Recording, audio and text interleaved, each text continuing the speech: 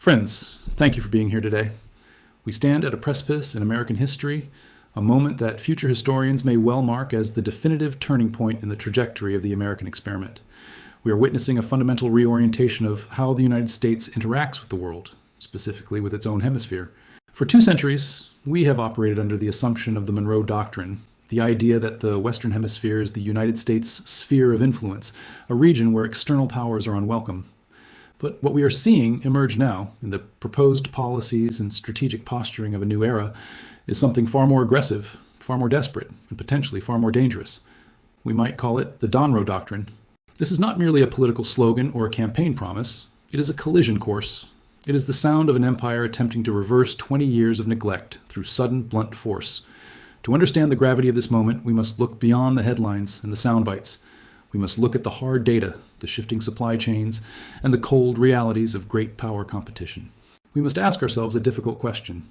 As the United States attempts to reassert control over Latin America, are we witnessing the restoration of American power or the overreach of a hegemon that has already lost its footing? The premise of this confrontation was illustrated vividly in a scenario that many geopolitical analysts fear is becoming less hypothetical by the day. Imagine, if you will, the early hours of January 3rd, 2026, American helicopters touching down in Caracas, Venezuela. The objective is not a drug raid, nor is it a humanitarian mission. It is a decapitation strike against the Maduro regime, ending with the Venezuelan president in handcuffs aboard an American aircraft carrier. In the immediate aftermath, the media narrative would focus on narco-terrorism or the restoration of democracy. But those of us who study the deep currents of geopolitics would know the truth. This was not about drugs. This was about China. I want to pause here and ask for your perspective. Many of you lived through the interventions of the Cold War era. Do you believe a direct military intervention like this is necessary to secure our national security today? Or do you see it as a dangerous relic of the past? Let me know your thoughts in the comments below. That hypothetical operation represents the logical conclusion of the Donroe Doctrine. It suggests that the United States is no longer willing to tolerate the economic absorption of Latin America by Beijing.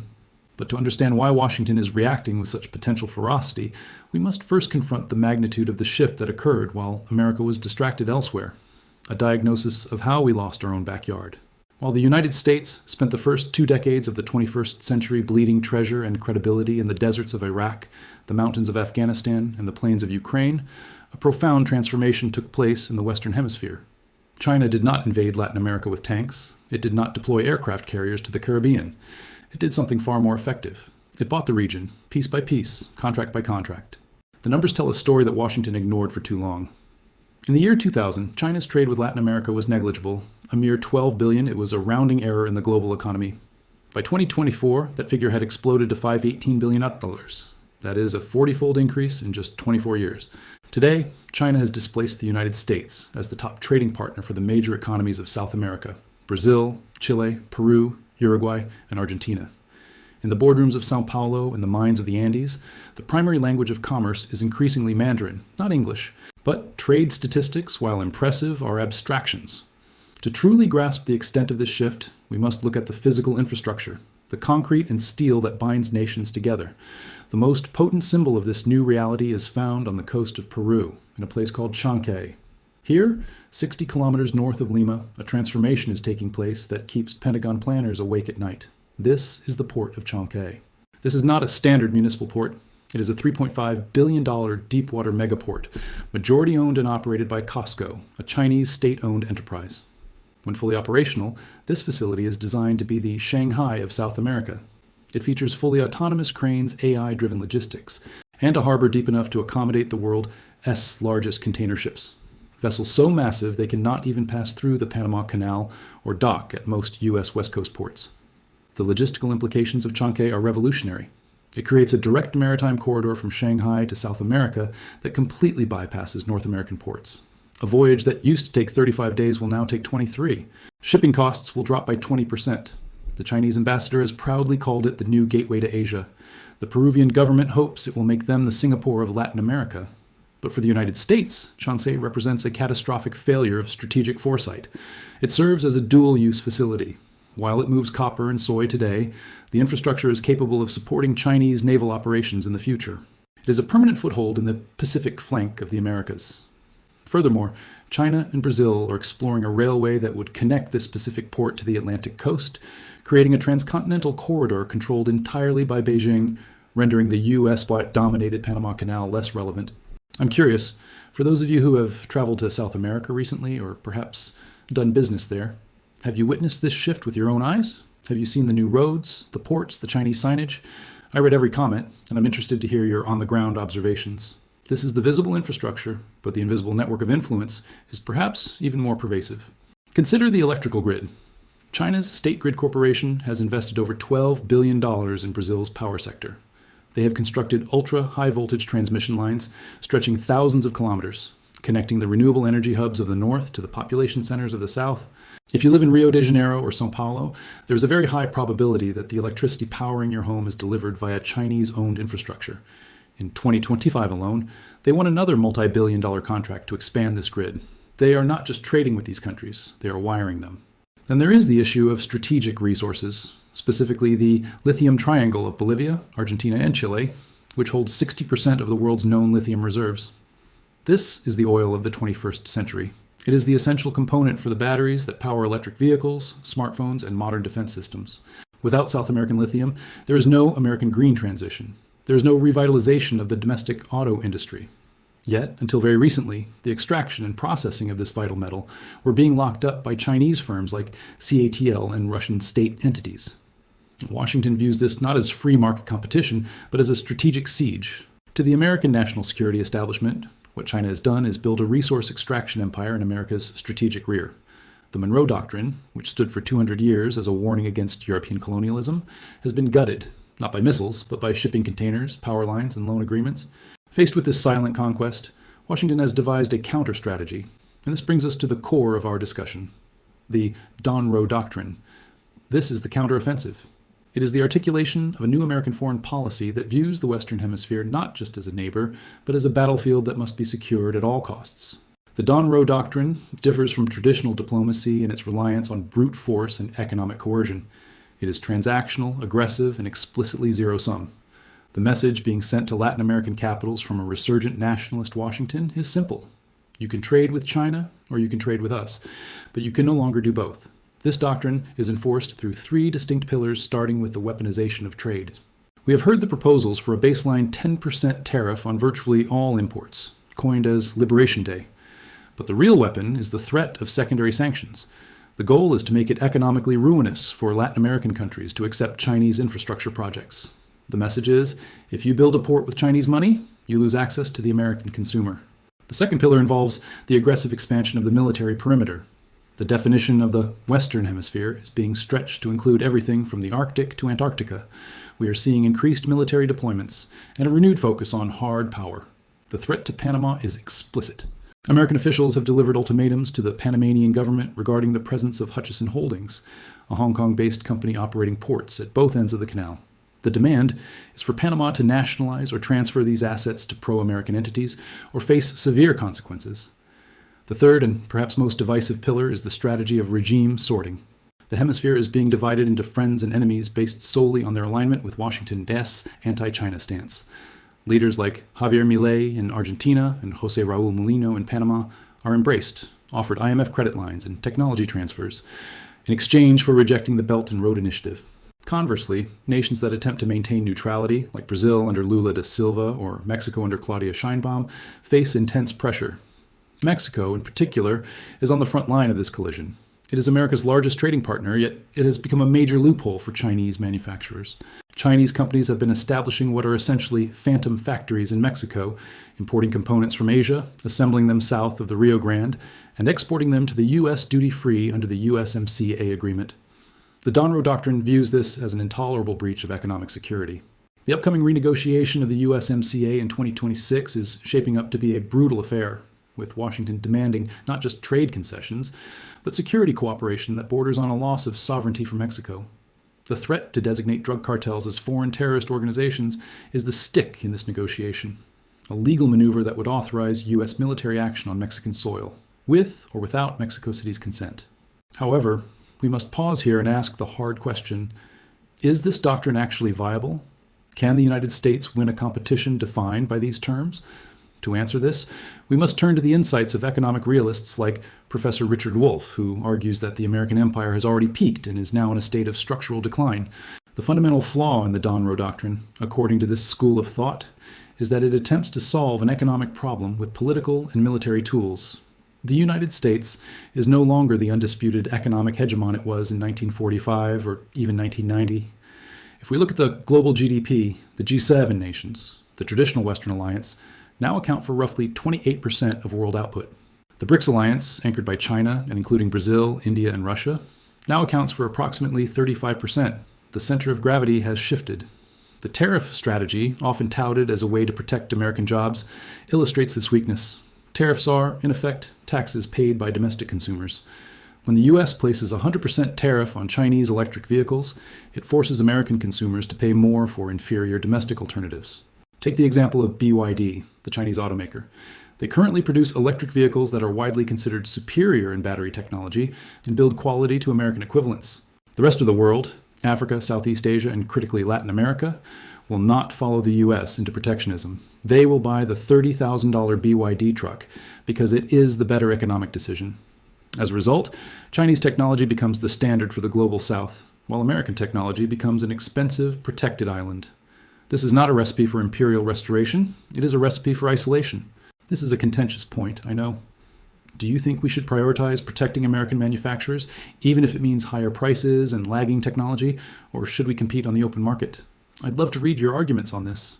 Furthermore, the U.S. is attempting to project this power while slashing its own domestic investment. The proposed cuts to federal spending, gutting education, infrastructure, and social safety nets to service a ballooning national debt, signal a nation cannibalizing its own future to maintain a facade of global dominance. As Wolff points out, empires usually fail when the cost of maintaining the empire exceeds the economic benefits it provides. We are dangerously close to that tipping point. This collision course is not merely theoretical. It has specific flashpoints where the Cold War could turn hot, or at least deeply destabilizing. We have already discussed the port of Chancay in Peru, but consider the response from Nicaragua. In a move that illustrates the wild card nature of this conflict, the Nicaraguan government has revived plans for an interoceanic canal to rival Panama. The pitch, made directly to Beijing, is for a canal deeper and wider than Panama's, capable of handling the megaships that American infrastructure cannot. The price tag is astronomical, $50 billion to $80 billion, but for China, it represents an insurance policy. If the U.S. squeezes the Panama Canal, China has a backup plan on the table. This would permanently bifurcate hemispheric logistics, an American route and a Chinese route. Then there's the issue of Antarctica. It seems distant, but it is vital. The southern tip of Argentina, specifically the port of Ushuaia, is the gateway to the Antarctic continent. China has been aggressively expanding its research stations and naval presence in the southern oceans. The Donroe Doctrine explicitly extends the American security perimeter to the South Pole. Washington is pressuring Argentina to deny China access to Ushuaia. If a future Argentine government, one less pliable than Milei Opor S, decides that Chinese investment in Patagonia is more attractive than American austerity, the South Atlantic could become a zone of naval friction. Brazil presents perhaps the most complex challenge. Brazil is not a small Caribbean island that can be bullied. It is the world's 9th largest economy, an agricultural superpower, and a founding member of BRICS. President Lula da Silva has made it clear he intends to maintain strategic autonomy. He stood beside Xi Jinping in 2025 to announce billions in new Chinese investment. Yet Brazil is also deeply tied to Western markets. The U.S. threat of 40% tariffs on Brazilian agriculture is a nuclear option in economic terms. It could devastate the Brazilian economy, but it would also drive food prices in the U.S. sky high. This is the mutual assured destruction of economic warfare. Now, you might be asking, why doesn't China simply leave? Why doesn't Beijing look at the renewed American aggression and decide that Latin America isn't worth the trouble? The answer is brutally simple. It can't. China's economy is structurally dependent on the importation of raw materials and the export of manufactured goods. It needs Brazilian iron ore to build its cities. It needs Chilean copper to wire its electronics. It needs Bolivian lithium to power its green revolution. It needs Venezuelan oil to fuel its transport. These are not luxuries. They are existential inputs. If the United States successfully forces Latin America to cut ties, China faces resource strangulation. It would be a slow, suffocating siege of the Chinese economy. Beijing understands this perfectly. That is why analysts believe China will not back down. We are seeing the formation of an escalation trap. When the U.S. acts in Latin America, for example, a military operation in Venezuela, China views it as a precedent. If the U.S. claims the right to secure its strategic backyard with force, China will claim the same right in the Taiwan Strait. Every American move in the Caribbean provides rhetorical and strategic cover for Chinese moves in the South China Sea. This brings us to the tragic irony of the Donroe Doctrine. It assumes that Latin American nations, when forced to choose, will ultimately choose the United States because of proximity in history. It assumes that fear of Washington is a stronger motivator than the allure of Beijing's cash. But this assumption may be fatally flawed. For 20 years, the United States offered Latin America lectures on corruption, democracy, and drug enforcement. China offered concrete. China built the bridges, the dams, the power lines, and the ports. China showed up with checkbooks when the U.S. showed up with list of demands. By forcing a choice now, the U.S. risks uniting Latin American nationalism against American imperialism. We are already seeing signs of this. While some leaders capitulate, others are digging in. The narrative of Yankee imperialism is a powerful historical force in the region. By acting as the bully, the Donroe Doctrine validates the propaganda of the very regimes it seeks to topple. It could push fence-sitters, nations that would prefer to be neutral, firmly into the Chinese camp simply as a matter of survival and sovereignty. But we must look even deeper. Beyond the physical ports, the lithium mines, and the trade wars, there are invisible fronts in this conflict.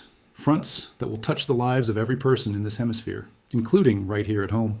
This is where the cost of the Donroe Doctrine moves from the theoretical to the personal. First, we must consider the digital Silk Road. While we focus on concrete and steel, China has been quietly laying the nervous system of the future Latin American economy. Companies like Huawei and ZTE have built the 4G and 5G networks that power everything, from cell phones in Bogota to banking systems in Santiago. In many Latin American countries, up to 70% of the telecommunications infrastructure is Chinese-built. The Donroe Doctrine demands that these nations rip and replace this infrastructure, mirroring the bans enacted in the United States. But here lies the harsh economic reality. These countries cannot afford to do so. A US or European 5G network often costs 30% to 50% more than the Chinese equivalent. When Washington demands that a developing nation choose the more expensive option without offering subsidies to cover the difference, it is not offering a partnership. It is imposing a tax on their development. The result is a looming technological bifurcation. If Latin America refuses to strip out Chinese tech, and they likely will refuse, the Donroe Doctrine implies that the U.S. may cut off intelligence sharing or restrict digital interoperability. We risk creating a digital Iron Curtain, where the Western Hemisphere is divided not just by ideology, but by incompatible operating systems. This pushes Latin American military, police, and intelligence services closer to Beijing, simply because that is where their software updates come from. Second, there is the migration paradox, a feedback loop that the architects of the Donroe Doctrine seem to have ignored. One of the primary stated goals of the current administration is to secure the U.S. southern border. Yet, the economic coercion central to the Donroe Doctrine is virtually guaranteed to trigger fresh waves of mass migration. Let us look at Venezuela again. The sanctions regime, while intended to punish the government, has historically decimated the civilian economy, sending millions of refugees fleeing northward, eventually arriving at the Rio Grande.